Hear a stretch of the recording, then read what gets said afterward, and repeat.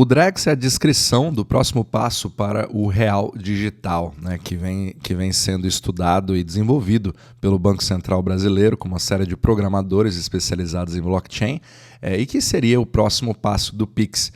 Então, o que eu queria falar no capítulo de hoje é um pouquinho da visão macroeconômica, que normalmente eu falo mais sobre os Estados Unidos, sobre o Fed, sobre políticas monetárias, né, e como que o dinheiro flui ao redor do mundo, mas é muito importante, principalmente para a economia brasileira, entender quais são os impactos do Drex, o que ele realmente significa e quais são as diferenças, porque quando a gente fala sobre o conceito no qual ele estaria envolvido, que é o conceito de CBDCs, que ele é uma sigla para Central Bank Digital Currencies, né? O que faria com que você tivesse um acesso, em princípio, muito mais direto entre o Banco Central e a política monetária do Brasil ou de um país, né? Porque o Brasil não é o único país que vem implementando isso, mas todas as implementações não foram assim muito bem sucedidas até então. O país mais avançado até hoje foi a China nesse aspecto, e ela vem a passos largos, eu quero falar sobre isso, mas eu quero trazer um pouquinho mais da diferenciação, né, dos dois modelos, o que se propõe, pelo menos o Drex, e o que vem desenvolvendo ao longo do tempo.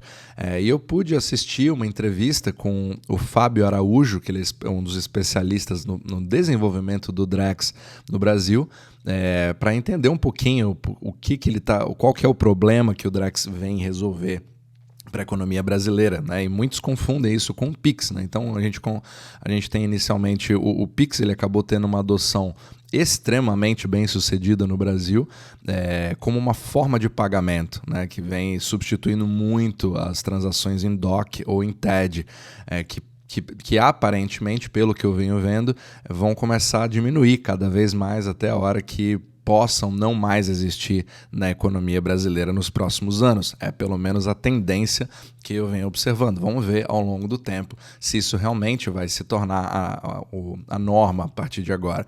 Mas realmente ele trouxe uma conveniência muito grande e também sendo uma transação que é ligada diretamente ao Banco Central. Então, ou você tem um CNPJ ou você tem um CPF, e baseado nisso você consegue fazer essas transações, ou seja, ele traz uma visibilidade muito grande para o próprio Banco Central, né? Alguns podem ver isso como algo bom, outros podem ver isso como algo não muito bom pela privacidade em si, mas é um fato, né? A adoção do Pix realmente aconteceu e as pessoas demonstram sempre, inclusive quando você pensa em Bitcoin, por exemplo, né? A maioria das pessoas prefere ter alguém que cuide da sua cripto do que você fazer a sua própria custódia, né? Então a conveniência de você deixar um terceiro cuidar de alguma coisa acaba passando por cima da sua própria segurança, da sua própria privacidade. Não que isso seja bom ou ruim, isso é simplesmente um fato. E isso vem acontecendo também no Pix. Então o Pix revolucionou, você vê, principalmente quando eu via no Brasil, até pessoas pedindo esmola pelo próprio Pix, com o QR Code, mostra a facilidade que você tem de fazer pagamentos no Brasil hoje, inclusive com uma facilidade quase maior do que você encontra nos Estados Unidos para muitos desses pagamentos. Então o Brasil ele vem muito avançado nesse tipo de conceito, e o Drex seria o próximo passo. Então, como que ele de fato faz isso? Então, primeiro, o Drex ele não seria uma transação como o Pix. O Pix é uma transação, certo? Ele não é uma moeda em si, ele é uma forma de você transmitir o real já existente. O Drex ele seria uma moeda digital, certo? Baseada no blockchain. Agora, ele não seria um substituto, ele estaria em paralelo, ele seria um derivativo de real, talvez seria uma outra forma de ver isso, ou um token de real. Só que ele tem uma garantia de ser um stable token, ou um stable coin de real. Ou seja, um Drex vale R$1 e isso nunca vai mudar. Então o objetivo é que você trate o Drex como você trataria o real. E aí eu vi uma entrevista de uma pessoa chamada Fábio Araújo, do Bacen, que mostrou um pouquinho o que está acontecendo nos bastidores, porque ele mexe com programação.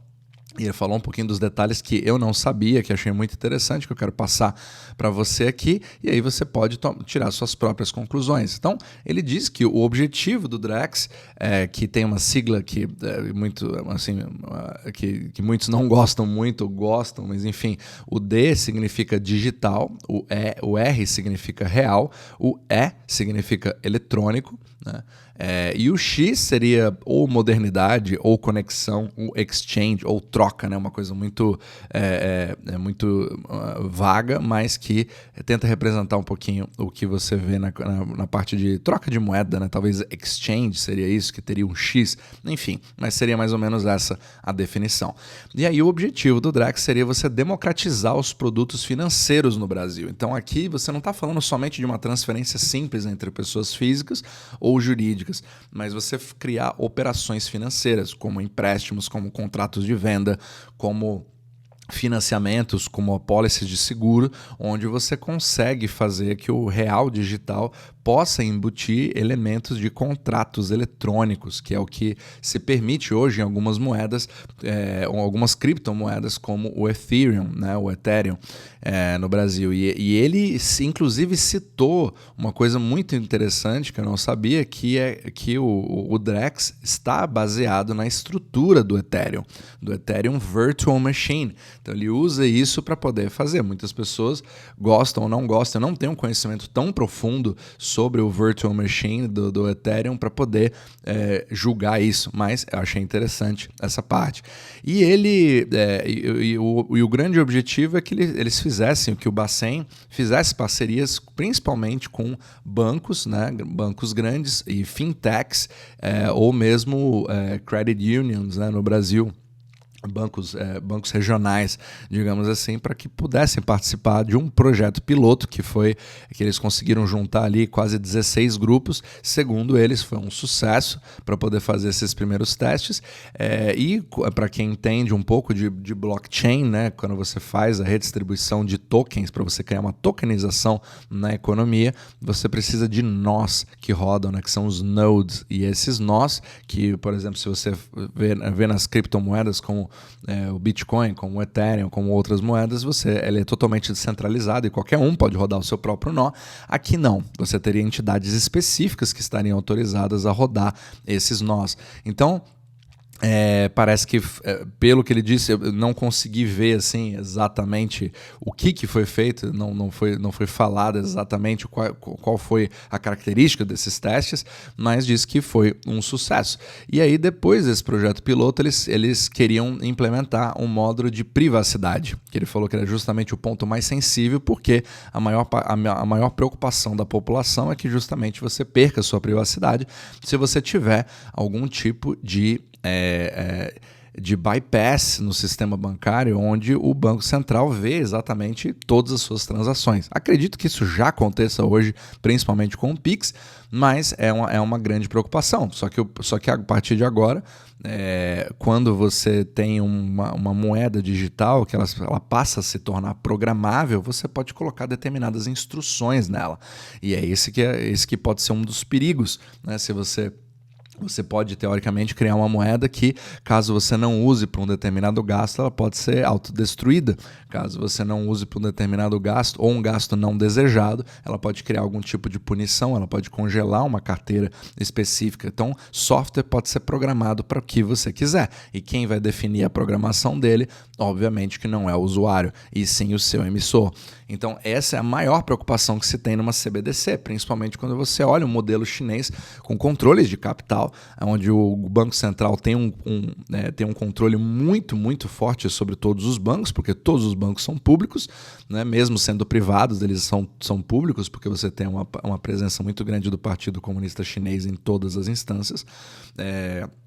Mas agora, quando você tem uma moeda digital, uma CBDC que vem direto do Banco Central, aí é que você tem um controle maior ainda, porque você daria um bypass no sistema bancário e você teria, tornaria o próprio sistema bancário obsoleto, né? Entre aspas, porque aí você precisa, obviamente, ter todo o know-how técnico para poder rodar todas as transações que fazem a economia andar. Então, os bancos centrais, eles precisam dos bancos, ao mesmo tempo eles não querem, mas aquele problema, pode gerar um conflito de interesse. Esse é o maior conflito de interesse numa implementação das CBDCs, que não fez com que esses projetos andassem muito para frente. Segundo o Flávio Araújo, ele falou que esse seria justamente o ponto mais sensível, mas que o Brasil tem uma legislação bastante rígida sobre privacidade baseada nas leis europeias. Ok. Agora, o Fernando Ulrich, né, que é uma das pessoas que eu mais respeito, principalmente no que se trata de economia brasileira, hoje, ele comentou muito, né, sobre a intenção inicial do Drex de ser usado como wholesale, como dinheiro de wholesale, ou seja, dinheiro de atacado, ou seja, algo dentro do sistema bancário, que seria um pouco do comparativo com os bank reserves que a gente veria no Fed, os Estados Unidos, e não algo para o retail, que seria o varejo, ou seja, para as pessoas físicas. Isso significa que, em princípio, o Bacen está tentando proteger para que o sistema bancário brasileiro não seja mudado por conta do Drex, porque senão você teria que dar um bypass nos bancos. E não é isso que, segundo ele, foi a intenção inicial do Bacen. Então, o objetivo seria você fazer um sistema onde as pessoas mantenham o mesmo relacionamento que elas têm com seus bancos comerciais hoje, seja ele Banco do Brasil, Caixa Econômica, Itaú, etc., todas as fintechs, etc., do jeito que você tem hoje, para não mudar o funcionamento, mas para contratos de crédito, para transações interbancárias, para empréstimos interbancários, tudo isso pode começar a ser feito não somente para um registro no blockchain, mas também para contratos eletrônicos programáveis, né? Facilitando aí a comunicação entre esses bancos, pelo menos num primeiro momento. Mas quando você pensa em dinheiro programável, e muitos dos exemplos que foram dados foi justamente para contratos entre pessoas. Se eu vendo um carro para você, eu consigo fazer um contrato eletrônico atrelado ao Drex, ao real, onde você consegue fazer a liberação da documentação eletrônica também no blockchain, mediante o pagamento. Então você geraria a não inadimplência num contrato não realizado. Então isso seria foi uma das coisas que foi dita como vantagens. Porém, isso é algo feito entre pessoas físicas, mas talvez pela intermediação do banco. Então ainda não está muito claro se é realmente assim que vai funcionar de fato. Então é importante a gente ficar acompanhando isso de perto. Mas é aquela coisa. Quando você começa a fazer uma programação, obviamente que você sempre pode ir para a próxima fase. E aí que vem os possíveis problemas que é importante você ficar atento, que é a conveniência versus privacidade. Quando o software funciona para algo que é interessante, para transações entre indivíduos, para facilitar, isso obviamente que é sempre muito bem-vindo, seria tecnologia. Por outro lado, quando a gente olha principalmente o modelo chinês, que aparentemente não é o que o Drex se propõe a fazer, porque é um país completamente diferente hoje do Brasil, é importante deixar isso claro, mas que deixa, que mostra pelo menos as possibilidades técnicas do que acontece, né? Então, da forma que o Pix teve uma adoção gigantesca no Brasil, hoje na China o WeChat é o aplicativo disparado mais usado. Ele é um aplicativo que não somente funciona como carteira, mas como também para todos os seus documentos, para várias transações, mas ele também é usado para o que a gente chama de Social Credit Score, ou seja, você tem um Serasa pessoal baseado no seu comportamento social, como o governo gostaria que você tivesse, certo? Então, nesse caso, você tem como se fosse um credit score estilo americano, né? Onde pessoas ali querem buscar, pessoas que têm um bom credit score teriam aí mais de 750, né? É um credit score de 3 dígitos, é bem parecido com os Estados Unidos mesmo. E quando você tem um credit score ali nos 550, menos de 600, você passa a perder uma série de serviços disponíveis, mas aqui a gente não está falando de serviços financeiros, porque você pode até falar, mas Renan, nos Estados Unidos você também tem isso, inclusive o Brasil copiou esse modelo com o Serasa, tentando fazer o que se faz hoje nos Estados Unidos. Isso limita, obviamente, parte da sua liberdade, porque você não consegue acessar cartões de crédito nos Estados Unidos, por exemplo, né? Você não consegue acessar determinadas linhas, às vezes por aluguel em determinadas casas, apartamentos, eles fazem uma checagem de credit score, ou para você ter uma conta de telefone, eles checam o seu crédito para ver tudo o que é pós-pago, digamos assim, né? Mas você tem a alternativa de fazer o pré-pago para você obter os mesmos serviços. Isso já na China já não acontece. Você se baseia um pouco no seu comportamento. Então, se você jogar videogame por muito tempo, você pode ter um social credit score menor. Se você falar mal do governo na internet, isso pode afetar algum comportamento no seu trabalho, pode afetar.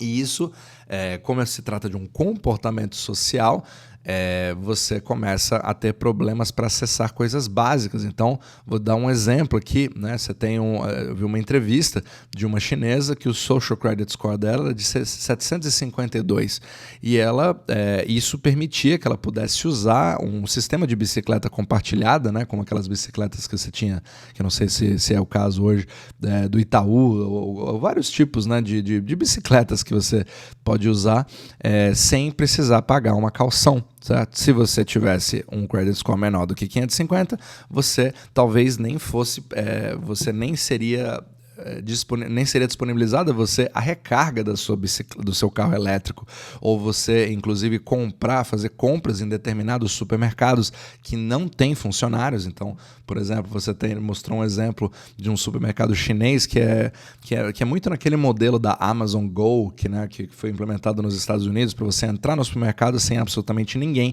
e com a sua conta, a sua carteira eletrônica, com a sua conta da Amazon, você pode simplesmente pegar o que você quiser e você, quando você sai da loja, isso já é cobrado no seu carrinho automaticamente no seu cartão. E na China é a mesma coisa, mas uma pessoa com um Social Credit Score abaixo de 550 simplesmente não poderia entrar nessa loja. O QR Code dele seria negado.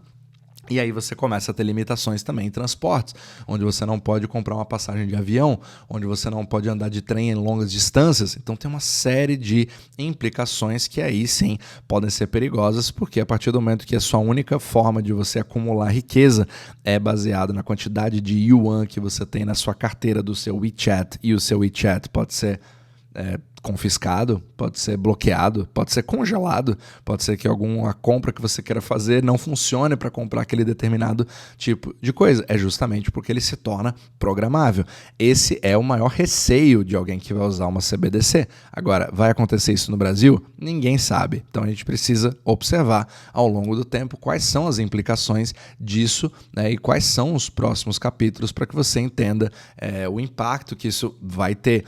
Como é que vai ser a reação das pessoas uma vez isso implementado, sendo que o primeiro teste que vai acontecer vai ser os pagamentos. A partir de abril e maio vai ser feito um outro teste piloto para os primeiros pagamentos da Bolsa Família no Brasil. Acredito que são 5% de quem hoje tem a Bolsa Família no Brasil vai começar a receber em Drex. Segundo o Banco Central, o objetivo seria, ou a Caixa Econômica, né, o presidente da Caixa Econômica falou sobre esse assunto, o objetivo seria facilitar o pagamento offline para aquelas populações ribeirinhas que vão ter que viajar longas distâncias para poder ter acesso àquele valor, né, e permitir que elas recebam um cartão pré-pago que funcione offline, inclusive sem acesso à internet, diferentemente do Pix. Eu confesso que eu fiquei um pouco confuso nessa parte, eu quero estudar um pouco melhor isso, mas também fica uma outra pergunta. Como que você garante, então, que se você está falando de um pagamento do Bolsa Família via Caixa Econômica, ok, ele vai pagar via Drex? Será que agora você não está tendo já um contato de retail, que seria o varejo, ao invés do wholesale, que seria o atacado? Será que agora não está entrando diretamente no varejo? Então, ficam várias perguntas em aberto para que a gente acompanhe. Mas é claro que fica muito difícil de você não fazer comparativos e paralelos entre o que vai ser o Drex e o que você já tem hoje com o WeChat na economia chinesa, principalmente quando você avalia que as nossas carteiras de motorista, carteira de identidade começam a ser todas digitais, e que você tem uma conta hoje provavelmente no gov.br, que é visto como algo muito prático para você centralizar todos os tipos de serviços com o governo. Realmente o Brasil melhorou muito nessa parte da comodidade, mas que ao mesmo tempo cria um link cada vez maior e uma concentração cada vez maior de informações pessoais com o governo, e também, obviamente, a programação possível que você pode fazer para obter um controle cada vez maior. Então, o futuro vai acabar dizendo se o Drex vai ser realmente um real digital ou realmente um experimento populacional.